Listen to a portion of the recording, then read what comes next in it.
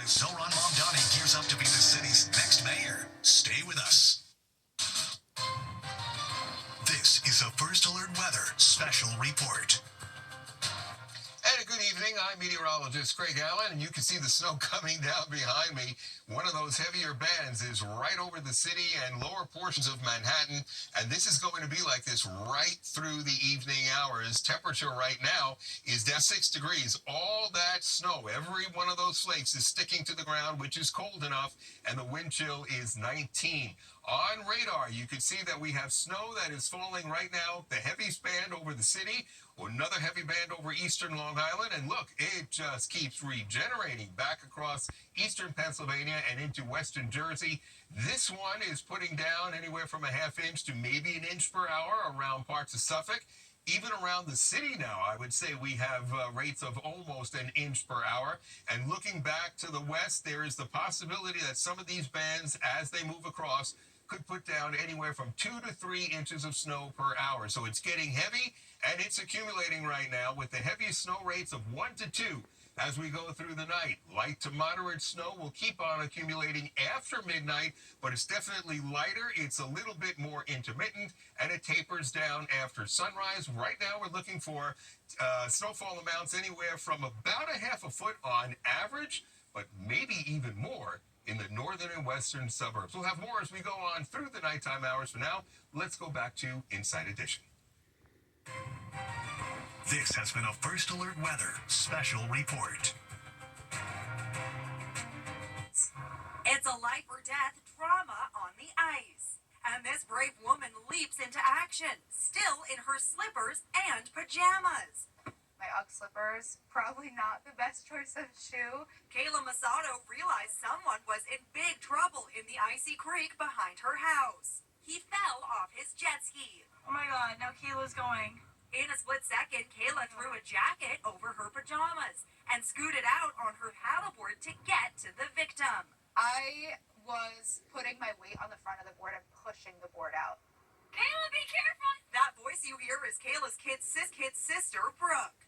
Other Good Samaritans joined in as they tried to reach the stricken man at the icy creek in Long Island.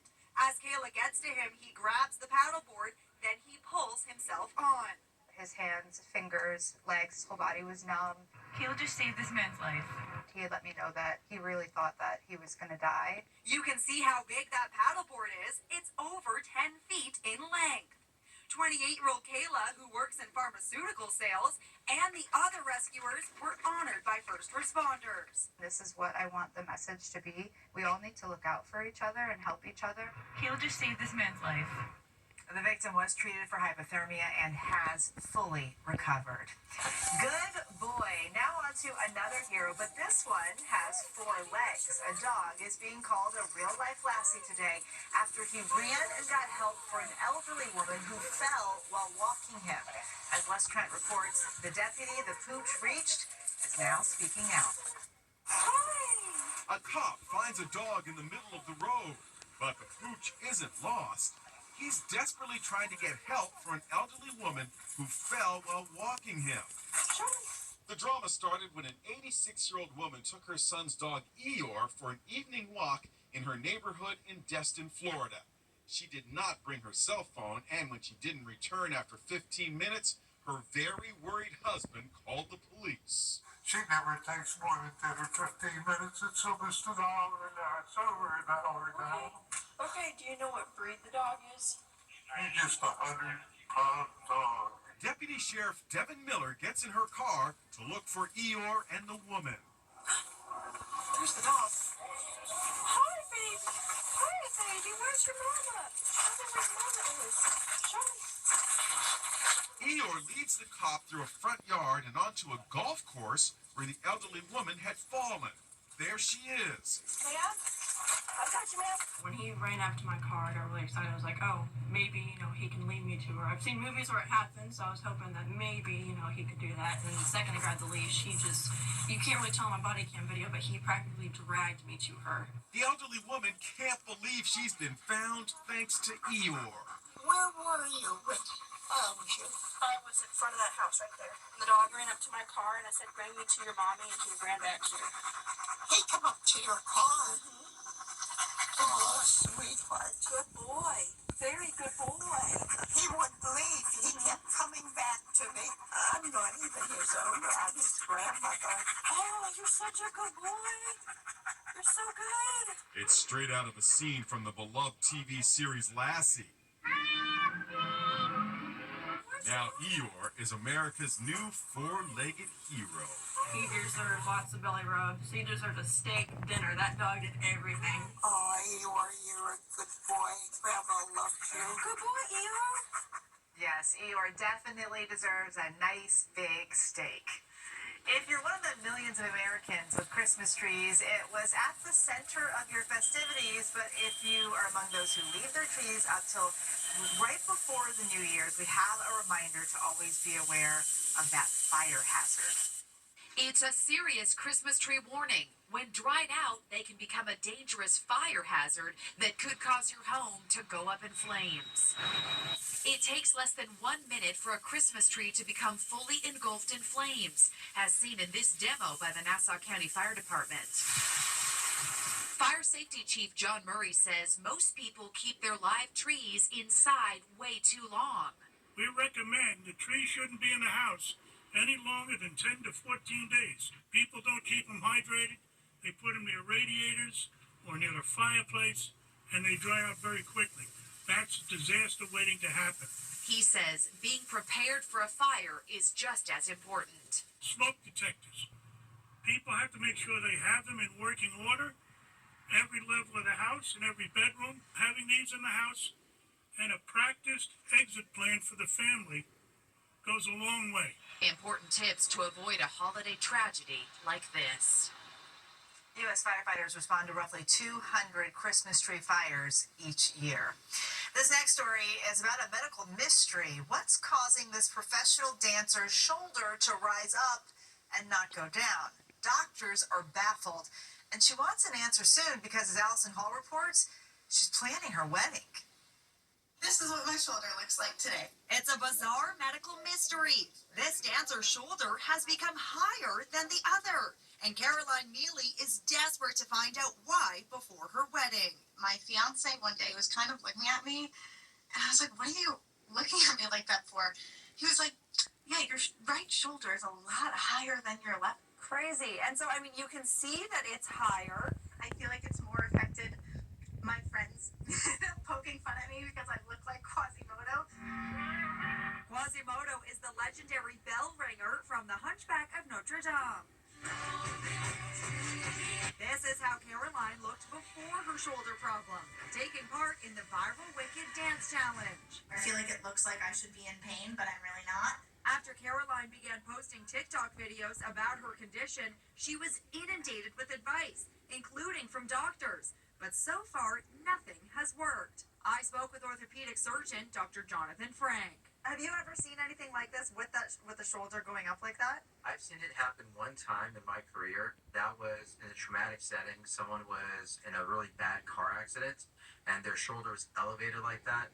It improved after physical therapy. Caroline's wedding date is next May, and she's eager to fix this. Shoulder up or down, Quasimodo or not, he is still going to marry me, so that's good. Now the baby who just couldn't wait to get to the hospital. In fact, the bundle of joy came into the world right on the doorstep. Let's see the belly, Mom. This mom and dad were thrilled to be expecting their second baby. You can hope things go according to your plan. But they didn't. It's time for baby to arrive. Dad heads out the door for the hospital with their toddler crying in the background. Suitcase? Check. Backpack? Check. And there's Mom. Uh-oh, she suddenly stops at the front door. What happens next, they never imagined. Natasha Downing's water broke on her front porch, and she was forced to deliver her baby right here for all their neighbors to see. There's Natasha squatting and husband Tom at their front door in Calabasas, California. 1.5-year-old Rowan has a front row seat. His grandpa scoops him up. We're in a courtyard with all of your neighbors. You could just walk up and say, Oh, there's Linda. Just saying hello. In the ring cam, you see Mom remaining remarkably calm. Once my water broke and we saw her have her head out, I knew we weren't going anywhere. Dad says he was terrified. I wasn't afraid until we looked down right here. I said, and you looked down and you said, what happened? That's her head. After just one push, little Lily Bella arrives, and she's perfect. This is little baby. Mom lies on the hard cement, covered with a beach towel, while help is on the way. Do you hear the siren? And here's the bundle of joy who just couldn't wait. Talk about a special doorstep delivery. Her name is Bella, and wait till Bella sees that video when she grows up. Well, secret no more. A TV anchorman is telling the world something he's never shared before. Welcome to the program, friends. This national TV news anchor has been living with a secret. Leland Vittert, anchor of On Balance on News Nation, is revealing for the first time that he's autistic.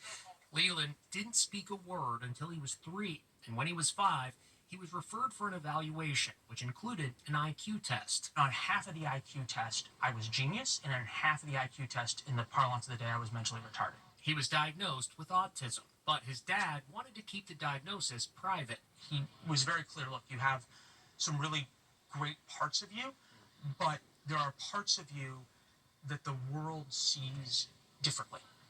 And if you want to thrive and succeed in the real world, you're going to have to adapt, modify, change those things. How I interacted socially, how I listened, how I made eye contact. Vittert says growing up, he had no friends.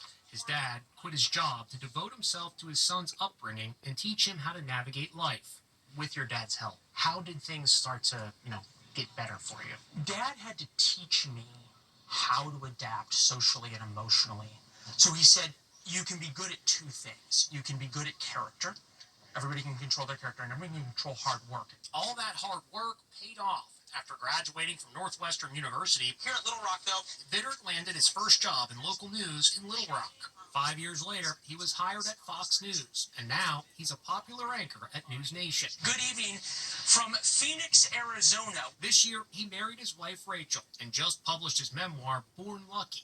Lucky was his nickname growing up. There's still a daily struggle I go through, an hourly struggle, to remember those lessons that Dad taught me.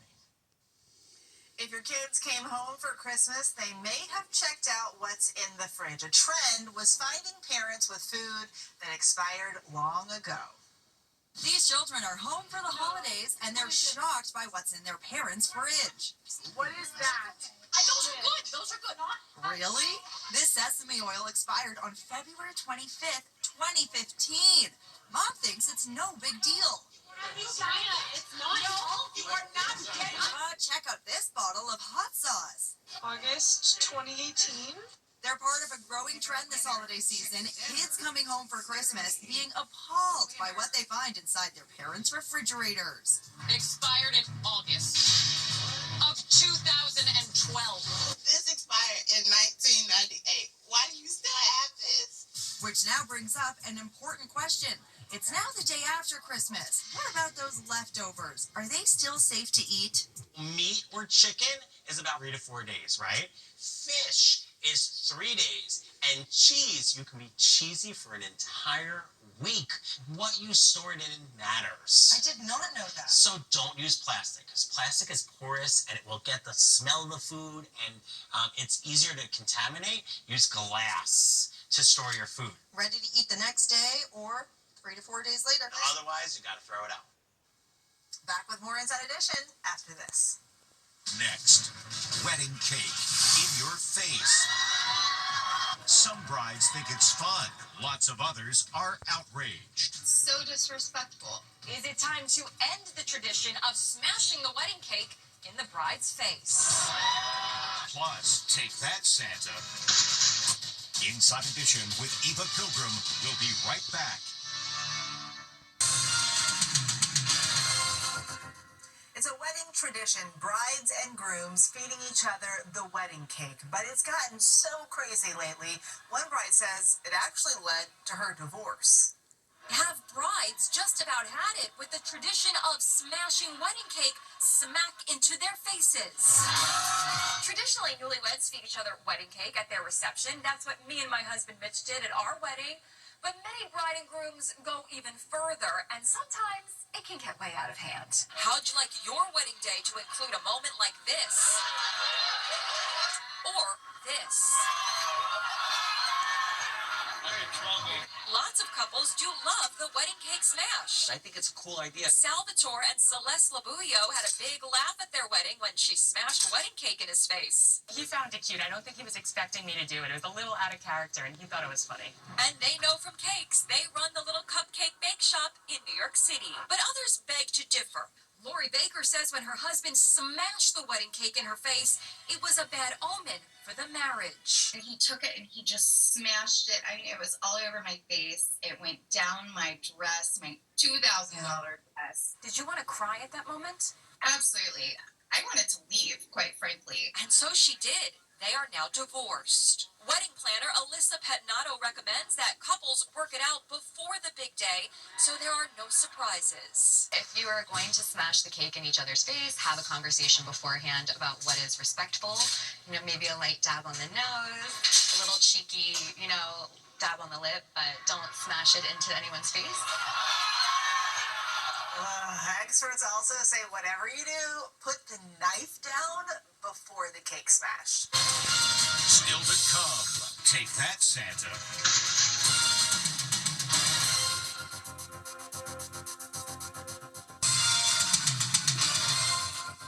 Christmas is behind us, and this kid wants the decorations down now. This kid thinks it's time for the Christmas decorations to go. He winds up, he pitches. Santa becomes a punching bag. And now for the finale.